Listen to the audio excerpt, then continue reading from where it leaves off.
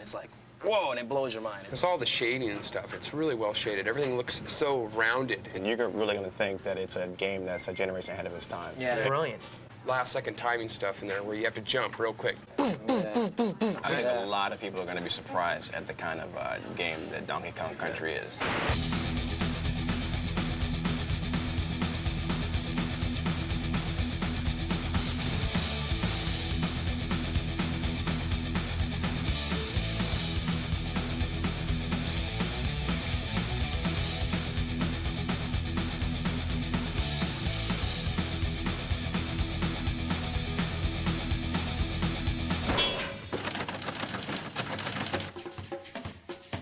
Here we are today on our way to Redmond, Washington to take an exclusive insider's look at Nintendo's new revolutionary yet unreleased game, Donkey Kong Country. Where do they get a load of us? Guys, we finally made it. Nintendo of America, the fortress. Let's find out what Donkey Kong Country is all about. Let's go inside. Let's do it. Hey, it's Ken Lobb, development manager. Hey man, how's it going? Donkey Kong Country, how you doing? Ken, what is the deal with this here? Yeah, we get a lot of letters and they like to put pretty pictures on the front of the envelope, so we'll like stick it on the wall, you know? So, Ken... You want a banana? No thanks. Ken, I want in on this Donkey Kong Country thing. I want on the inside. I don't know. Ken, me and you, pal, we go back a long way? Come on. What do you think? Old time's sake? Okay, I'll take you to the treehouse. The treehouse? God, I hope there's no climbing involved. Here it is. What's the password? Diddy. Password? Diddy? Yeah!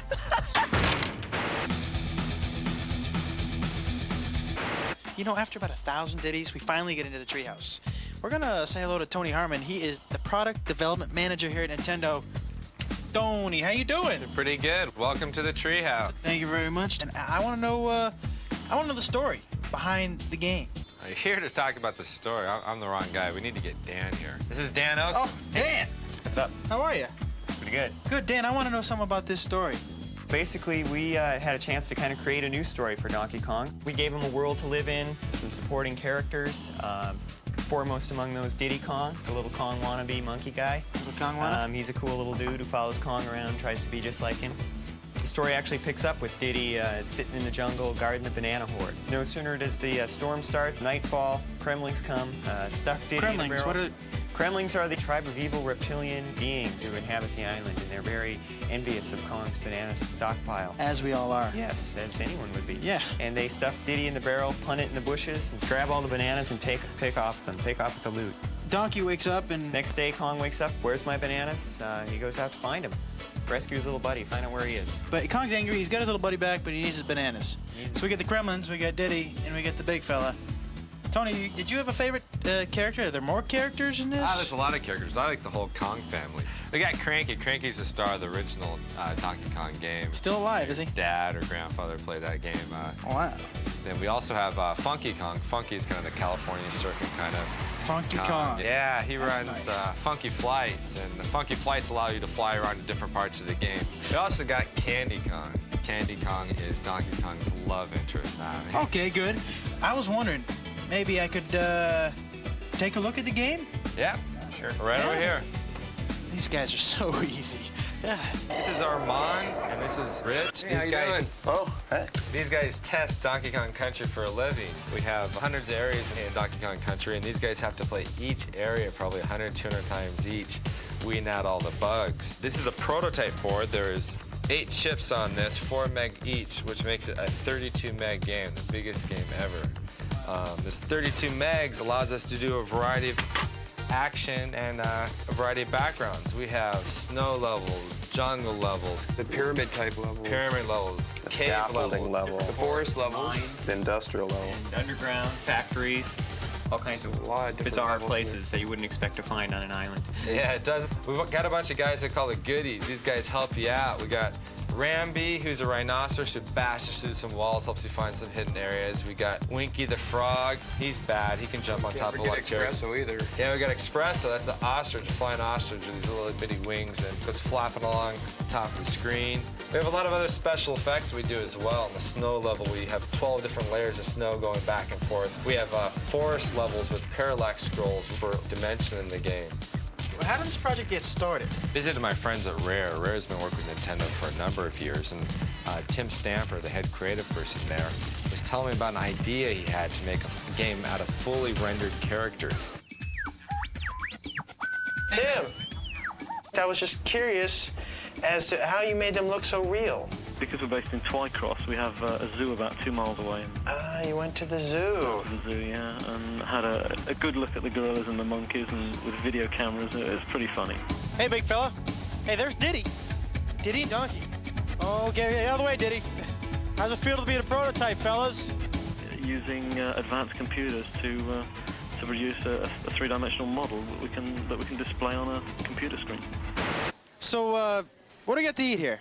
Well, today we got the cream of banana soup, the banana and peanut butter sandwich. Hey, well, your name is George, George Zachary from Silicon Graphics. I was wondering if you could help me out a little bit in explaining the game. Sure, it's a really cool game. It was created on this thing called the Challenge, which is this really advanced supercomputer. Basically, picture 20 supercomputers in a box. Now, with all this technology, am I going to have to buy an adapter for my home Nintendo? Not at all. In fact, when the game was created on the Challenge, it was basically specially output to the Super Nintendo game system. So it basically comes in a cartridge, you stick it in the system, and you play. How do we make the roundness, the 3D? Actually, it was created on the Challenge, first in wireframe. Actually, then you grow shade them, or you can Phong shade them, and then you actually texture map them. And you can even trilinearly bitmap interpolate. That sounds a little dangerous. Let me ask you this. I heard downstairs something about ACM Yeah, that's technology. advanced computer modeling. Basically, what you can do with it is it lets you create fully realistic, fully rendered 3D graphics, so the person has a sense of really being there. Same computers that were used in Terminator 2, Jurassic Park, new movies like True Lies, Mask. A year and a half later, we're closing on the finish of the game. All right, here we are. We're about to talk to two guys who play this game 24 hours a day, 7 days a week. And guess what, folks? Guess what? They get paid. This is Henry. Henry, say hello. Hey, what's up? Henry, we were wondering if maybe you could show us a couple tips, some pointers. Yeah, sure, no problem. That'd be great. Okay, well, this is the first level, and this is Donkey Kong's treehouse, and that's where we got our name from. And there's a banana arrow on top of the trees when you first start. Donkey Kong can drop down there, and he can knock the keg out of the floor, and he can roll it up against the wall and bounce back and ride it. And Donkey Kong will just cruise straight through the first part of this stage, and it's a good way to get people started off. You can just bowl over some of the tougher enemies that might have gave him a problem. Right. Yeah, hey, you hungry? You want a banana? No. Well, I guess I could show you something else, too. This is a snow level later on in the game. It is snowing.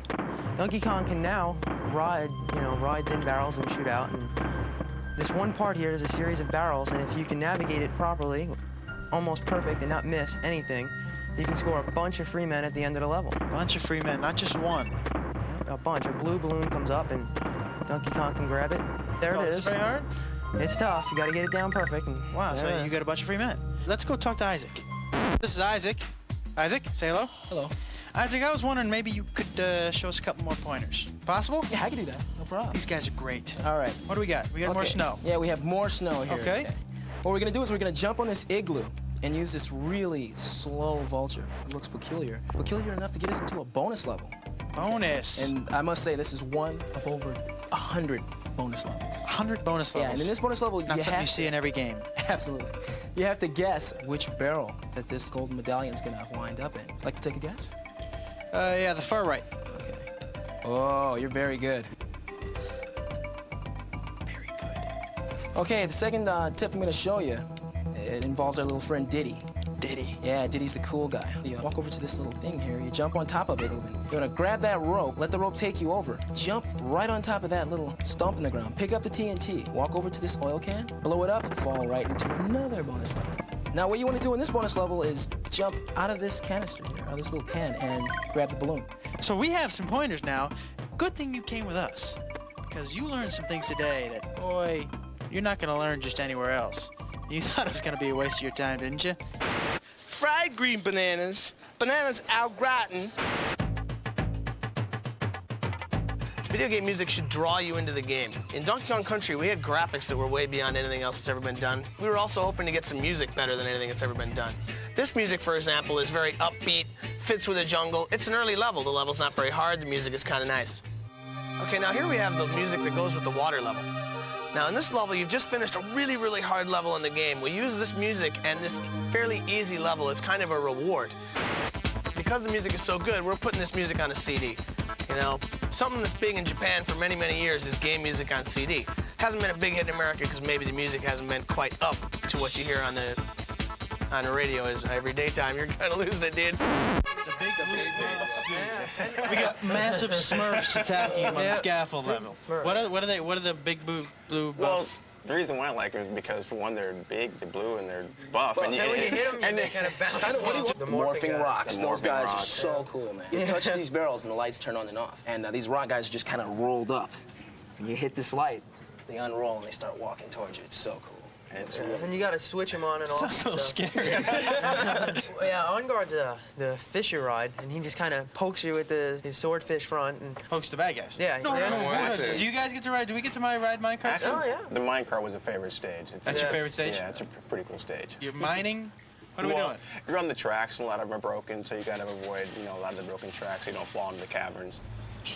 When we put this out, what do you think? What do you think your friends are gonna think about this game? I don't think really you have to tell them all that much. Once they see the pictures, it's just gonna be like, you have to have it, you know it, get it. It's one of those games you don't get bored with. You know, I've played it probably 100 times, over 100 times now, and I'm still getting better. I'm still getting better in stages. There's certain stages I can improve on and keep getting better. Tell you what, you better reserve this game before November 21st, because that's when it comes out in the stores. I already got mine.